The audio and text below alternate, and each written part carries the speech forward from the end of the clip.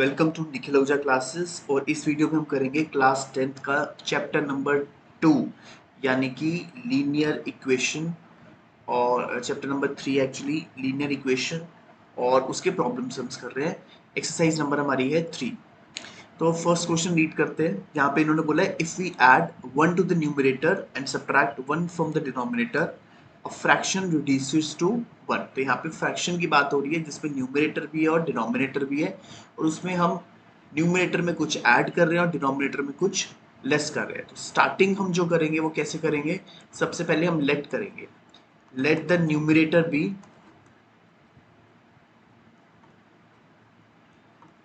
x और denominator को let कर लेंगे y। हमारा जो फ्रैक्शन है वो क्या बन जाएगा, x बाय y। ठीक है।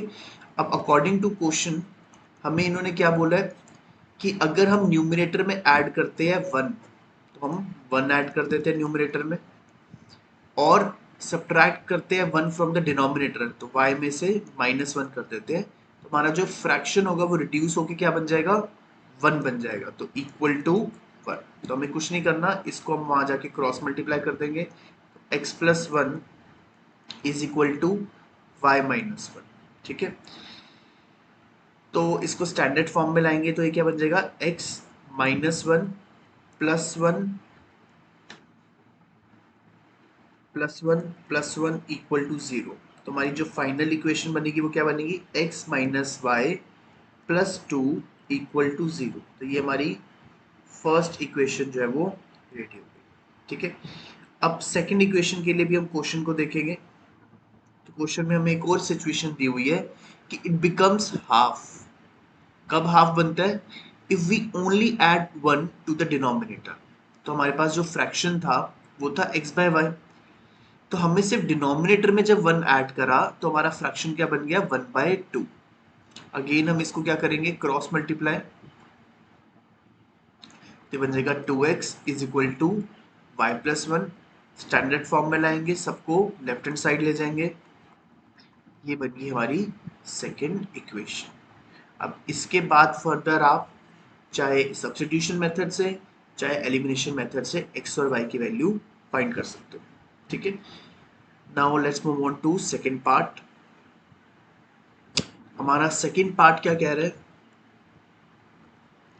5 years ago Noori was thrice as old as Sonu, and 10 years later Noori will be twice as old as Sonu. So how old are Noori and Sonu? तो हमें नूरी and Sonu दोनों के past की एक situation बताइए 5 साल पहले की, और फ्यूचर की एक सिचुएशन बताइए 10 years लेटर की। ठीक है।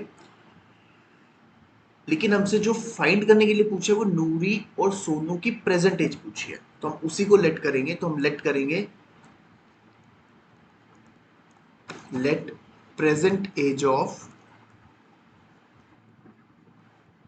Noori be x, same way let present age of Sonu be y। ठीक है। फर्स्ट सिचुएशन किसकी है, 5 years ago की है, तो हम फिर क्या लिखेंगे, आफ् बिफोर 5 years या 5 years ago, दोनों लिख सकते हैं।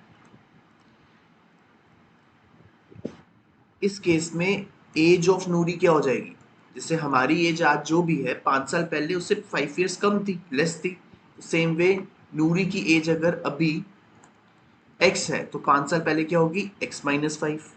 सेम वे सोनू की एज प्रेजेंट एज अगर y है तो 5 साल पहले क्या होगी, y माइनस 5। और अब ये 5 years अगो की एक सिचुएशन हमें गिवन है जिसमें उन्होंने बोला कि नूरी वॉज, तो नूरी वॉज इज विल, ये सब किसका मतलब, इसका मतलब मैथ्स में क्या है, इक्वल टू। तो नूरी वॉज थ्राइस, थ्राइस मतलब 3 times as old as Sonu, Sonu के 3 times थी। राइट। अब नूरी की वैल्यू हमें पता है क्या है, x माइनस 5, क्योंकि हम बिफोर 5 years वाली बात कर रहे हैं तो हम एज भी वही वाली लेंगे।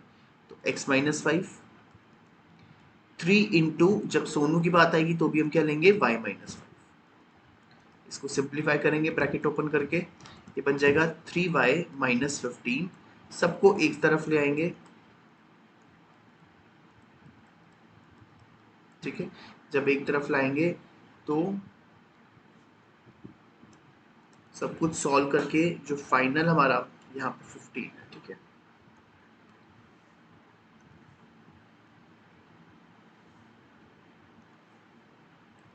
तो सॉल्व करके क्या आएगा, +10 इक्वल टू 0। ये हमारी फर्स्ट इक्वेशन रेडी हो गई, राइट। अब आते हैं सेकेंड इक्वेशन पे। सेकेंड इक्वेशन में उन्होंने हमें क्या बोला, 10 ईयर्स लेटर, ठीक है। अब वो क्या बोल रहे हैं, 10 ईयर्स लेटर, आज से 10 साल बाद। तो 10 ईयर्स लेटर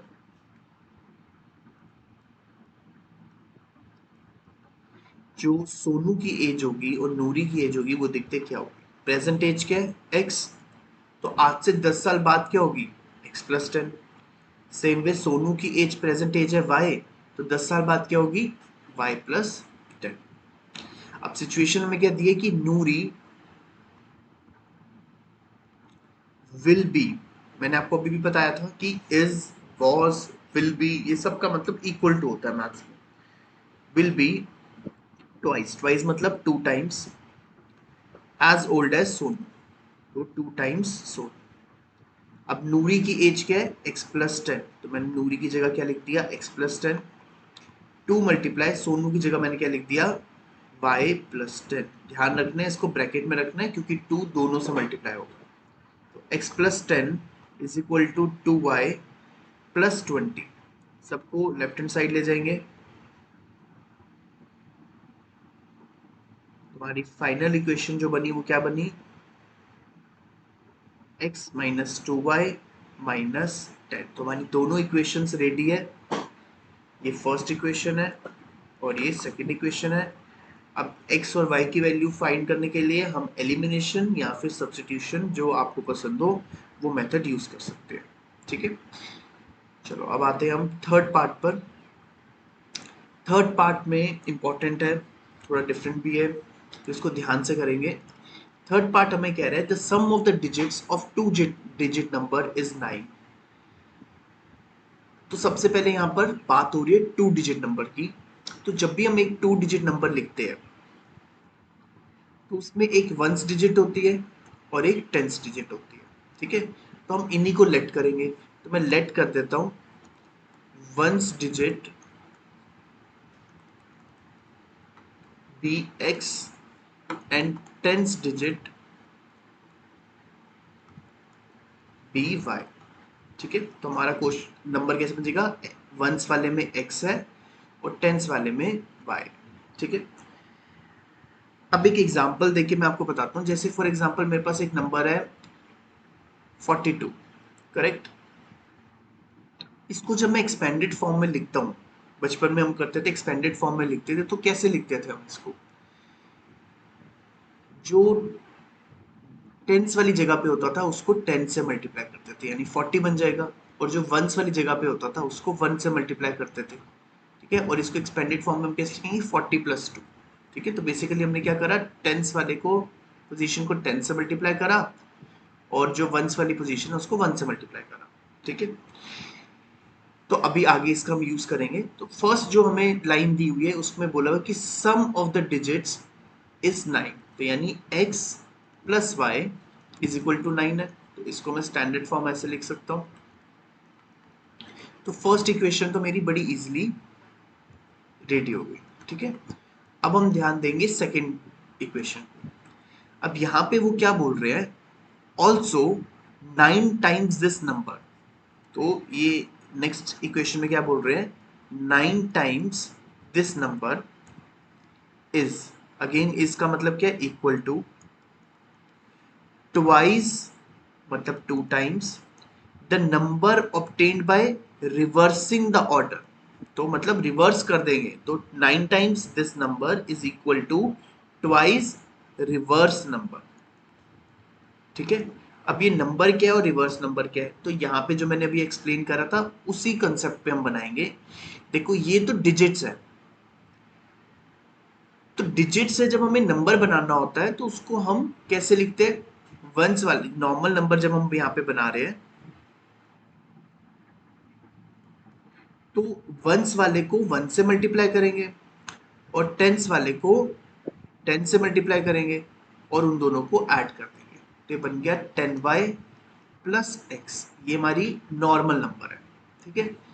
लेकिन उन्होंने रिवर्स नंबर की भी बात करी है, तो रिवर्स नंबर मतलब अब हम, हमारे पास दो पोजीशन थी ना, वंस और टेंस की। तो अगर हम वंस वाली पोजीशन के नंबर को टेंस में लिख दे और टेंस वाली पोजीशन के नंबर को वंस में लिख दे, तो ये हमने क्या कर दिया, ये हमने रिवर्स कर दिया, ठीक है। अब इस रिवर्स का जब हम नंबर फाइंड करेंगे तो कैसे बनेगा, हम वंस वाले को करेंगे मल्टीप्लाई 1 से और टेंस वाले को करेंगे मल्टीप्लाई 10 से, तो ये बन जाएगा 10 into x plus 1 into Y.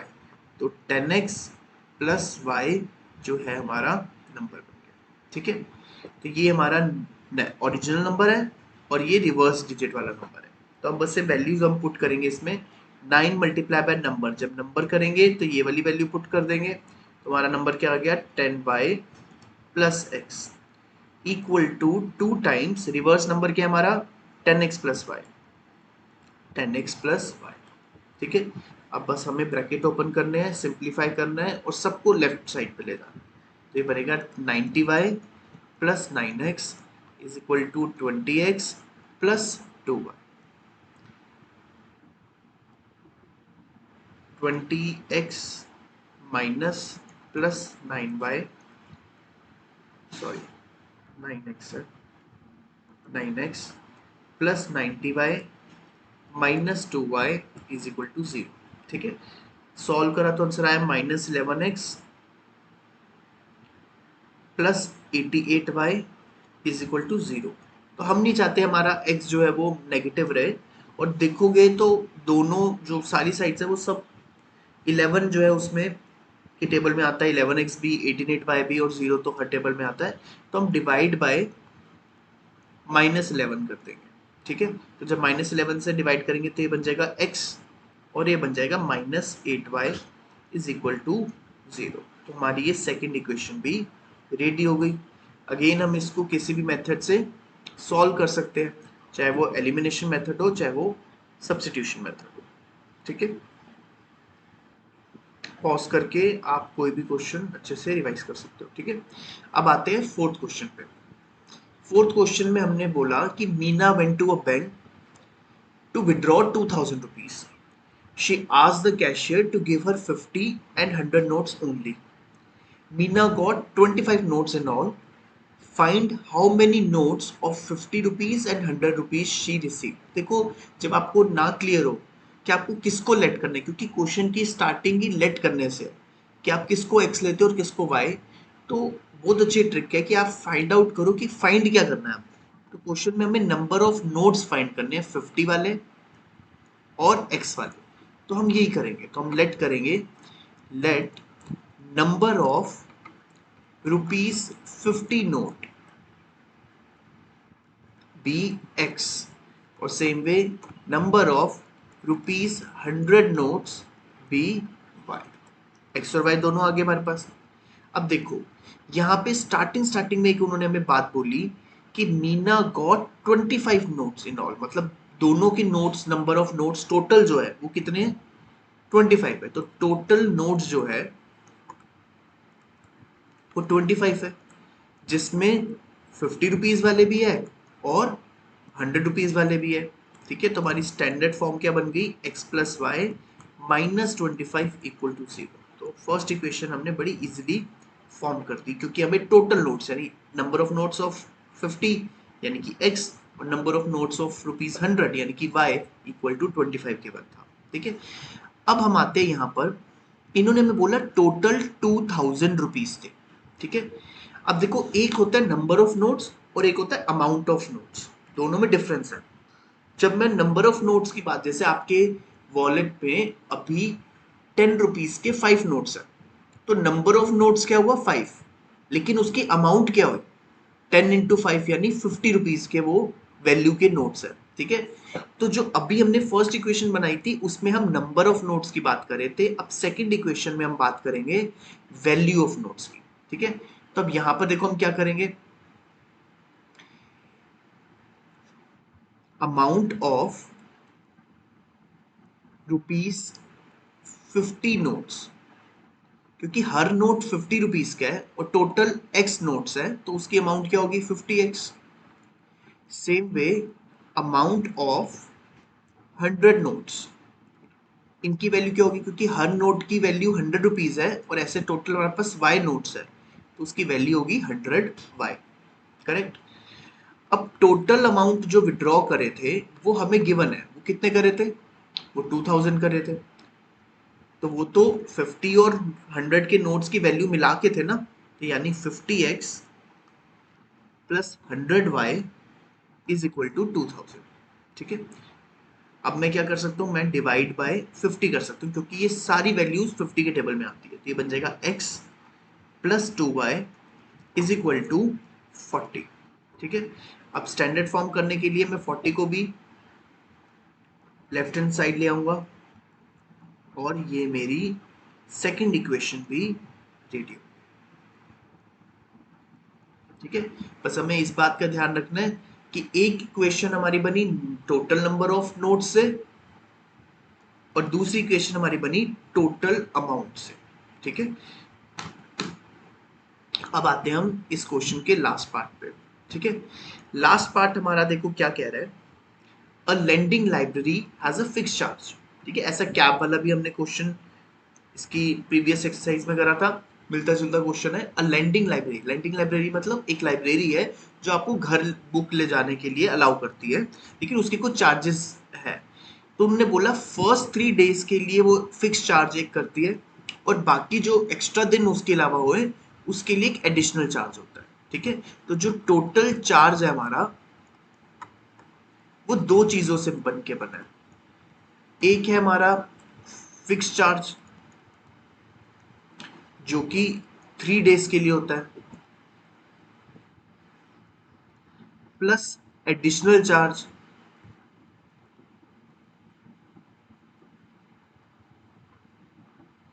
जो कि हमारा एक्स्ट्रा आप कितने दिन करते हो उसके अकॉर्डिंग होता है। ठीक है।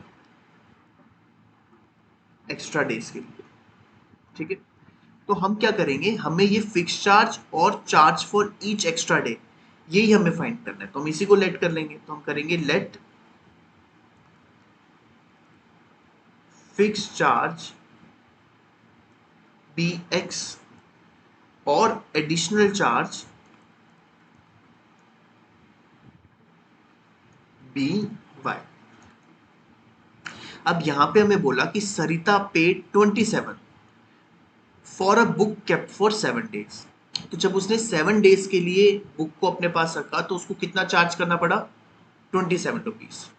तो ये जो टोटल चार्ज है वो दो चीजों से बना है। अब सरिता का पहले हम सिचुएशन ले रहे हैं, तो हमें क्या पता है फिक्स चार्ज तो एक्स फिक्स्ड है, वो तो देना ही पड़ेगा। अब ये बात हो रही है 7 डेज की। ठीक है। तो एक्स रुपीज तो दिए, अब उसमें 3 डेज कवर हो गए, तो अब 7 डेज में से कितने बचे, 4 डेज। अब हर 4 डेज के लिए उसको कितने रुपीज देने पड़ेंगे, वाई रुपीज देने पड़ेंगे। और ये दोनों चार्जेस ऐड करके टोटल उसको कितना पे करना पड़ा, 21 पे करना पड़ा।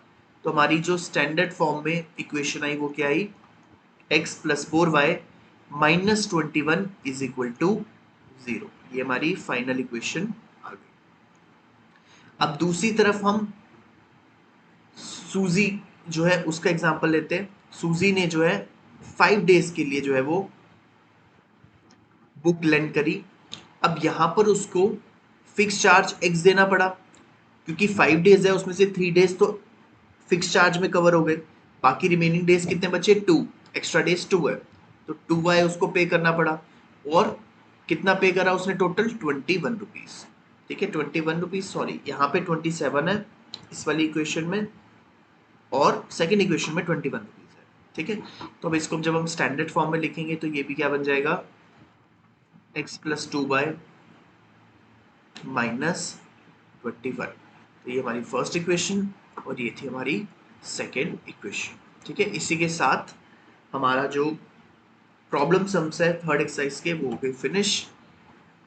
आई होप आपको ये क्लियर होगा। Thanks for watching and keep learning.